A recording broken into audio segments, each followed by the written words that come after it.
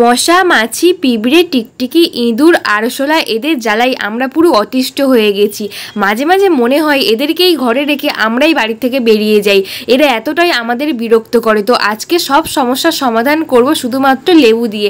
হ্যাঁ বন্ধুরা, এই লেবু দিয়ে কিন্তু আজকে ঘরোয়াভাবে আমি 3টি উপায় তোমাদের সঙ্গে শেয়ার করব, যার ফলে তোমরা ইঁদুর, আরশোলা, টিকটিকি, মশা, মাছি, পিঁপড়ে সব কিছুই বাড়ি থেকে তাড়িয়ে ফেলতে পারবে। গ্রীষ্ম, বর্ষা, শরৎ এমন কোনো কাল নেই যে মশার কামড় আমাদের খেতে হয় না।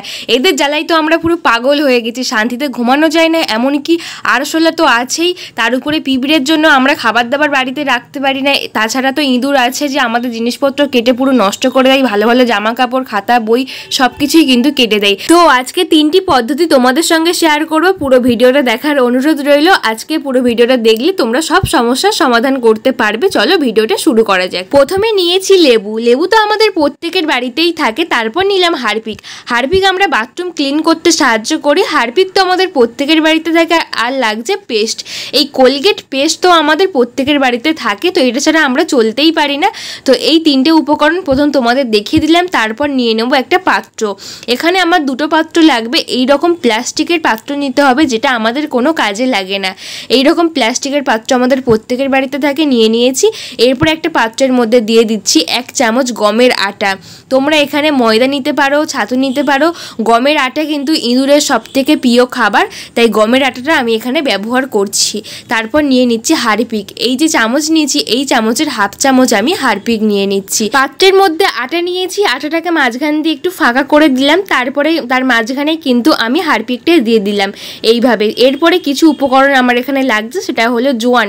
যে জোয়ান আমরা খাই, কাঁচা জোয়ান এখানে নিয়ে নিয়েছি। তারপর নিয়ে নিলাম ন্যাপথলিন, আর নিয়ে নিয়েছি 6 থেকে 7টা মতো লবঙ্গ।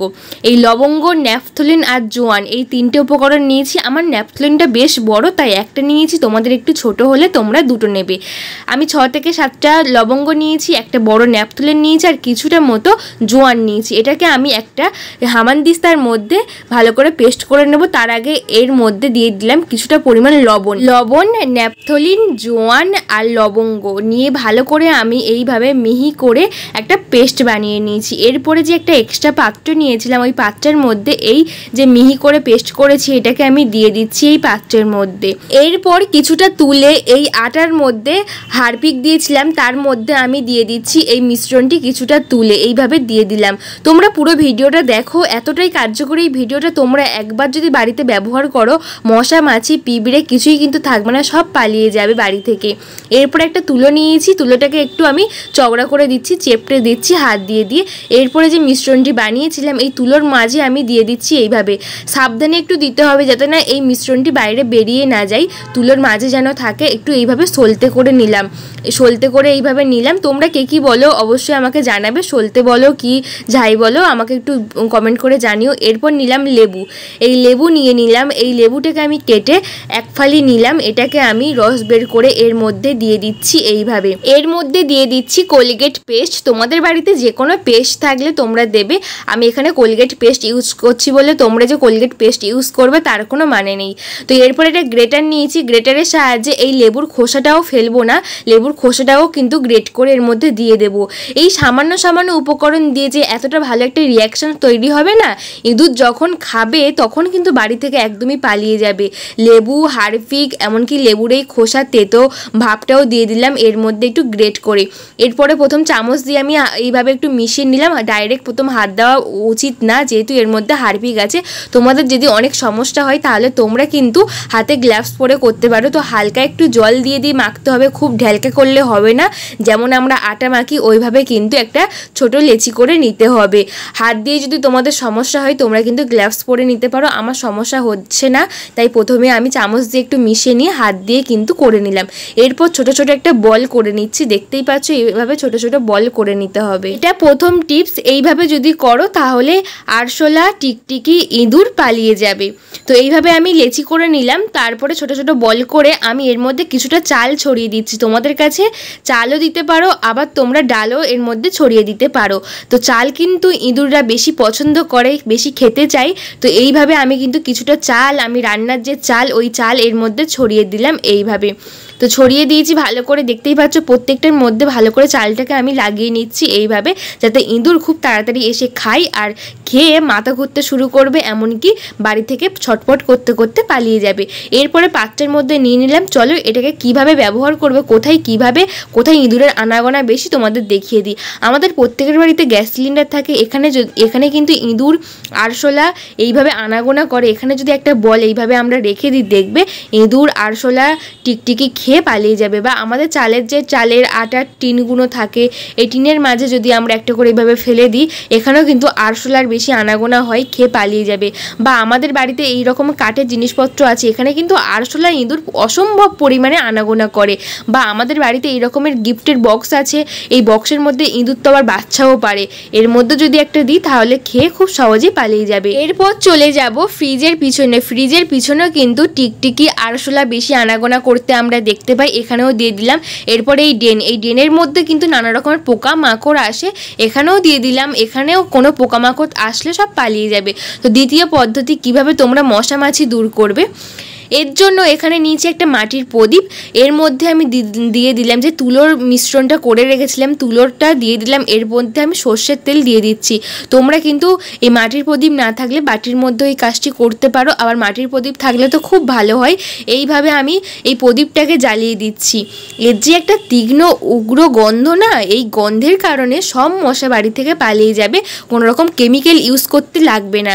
এর যে উগ্র গন্ধ, লবঙ্গ আছে, এমনকি লবণ আছে, তার উপরে ন্যাপথলিন আছে। ন্যাপথলিন তো পোকামাকড় দূর করতে খুব সাহায্য করে, আমরা প্রত্যেকেই জানি। ন্যাপথলিন, লবঙ্গ, এমনকি লবণ, জোয়ানও আছে এর মধ্যে। তো এর যে একটা উগ্র গন্ধ বেরোচ্ছে এই প্রদীপটা জ্বালার পর, এই গন্ধের কারণে মশা মাছি সব বাড়ি থেকে পালিয়ে যাবে।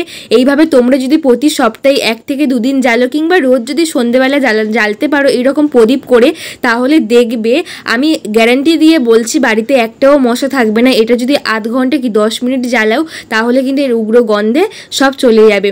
এমনকি বাথরুমে আমরা তো ঢুকতেই পারি না মশার জ্বালায়, বাথরুমে যদি আমরা একটু করে এইভাবে ঘুরিয়ে দেখিয়ে দিই, তারপরে কিন্তু এর গন্ধে সব পালিয়ে যাবে। এরপর প্রদীপটা খানিকক্ষণ জ্বললে একটু নিভিয়ে দেবো। নিভিয়ে দেওয়ার পরে যে ধোঁয়ার সৃষ্টি হচ্ছে, এই ধোঁয়ার কারণে মশা মাছি বাড়ি থেকে পালিয়ে যাবে। বিশ্বাস করো, এই টিপসটি একবার তোমরা ট্রাই করো, আশা করছি আজকের টিপসটি তোমাদের কাজে দেবে, 100% গ্যারান্টি। তো আমি তৃতীয় টিপস তোমাদের দেখাচ্ছি। এর জন্য একটা পাত্রের মধ্যে জল নিয়েছি, কিছুটা নর্মাল টেম্পারেচার জল, তো তোমরা যে কোনো জল নিতে পারো। এর মধ্যে আমি দিয়ে দিলাম 1/2 চামচ মতো ডেটল তো আমাদের প্রত্যেকের বাড়িতে থাকে, ডেটল এর মধ্যে 1/2 চামচ দিয়ে দিলাম। এটা নর্মাল টেম্পারেচার, না ঠান্ডা না গরম। এর মধ্যে দিয়ে দিচ্ছি কর্পূর, যে কর্পূর আমরা পুজোর কাজে ব্যবহার করি। এরপর দিয়ে দিলাম 1/2 চামচ লবণ, আমরা যে খাওয়ার কাজে ব্যবহার করি। তারপর দিয়ে দিলাম পাতিলেবুর রস 1/2 চামচ মতো। পাতিলেবুর রস এইভাবে চিপে আমি দিয়ে দিচ্ছি এই জলের মধ্যে। এটাকে ভালো করে মিশিয়ে নিলাম। তারপরে নিয়ে নেবো একটা স্প্রের বোতল, এই স্প্রের বোতলের মধ্যে এই জলটাকে ঢেলে দিচ্ছি। আমি দুভাবে নেব, একটা এই স্প্রের বোতলের মধ্যে ঢাকলাম, আর একটা একটু জল আমি এই বাটির মধ্যে কিন্তু রেখে দেব। বিশেষ করে আমাদের রান্নাঘরে কিন্তু বেশি মশা মাছির আনাগোনা দেখা যায়, বিশেষ করে ছোট ছোট আরশোলা। আমার ক্ষেত্রে তো খুবই হয় ছোট ছোট আরশোলা। যখন আমরা গ্যাস ওভেনে রান্না করি তখনও দেখি এই যে ছোট ছোট আরশোলাগুলো এই গ্যাস ওভেনের নিচে উপরে প্রচুর আনাগোনা করে। আমরা যদি এইভাবে একটা স্প্রে বানিয়ে রেখে দিই, তারপরে স্প্রে করে যতবারই রান্নাবান্না করার পরে স্প্রে করে আমরা গ্যাস ওভেনটাকে মুছবো, কিংবা গ্যাসের যে তলাটা এর মধ্যেও আনাগোনা করে, খাবারের টুকরো পড়ে থাকে নিশ্চয়ই, সেই জন্যই আরশোলা আসে। এইভাবে স্প্রে করে যদি মুছে নিই তাহলে কিন্তু কোনো রকম আরশোলা মাছি কিছুই আসবে না, কিছুই কিন্তু বসবে না, আর আমাদের শরীর কিন্তু একদমই ভালো থাকবে।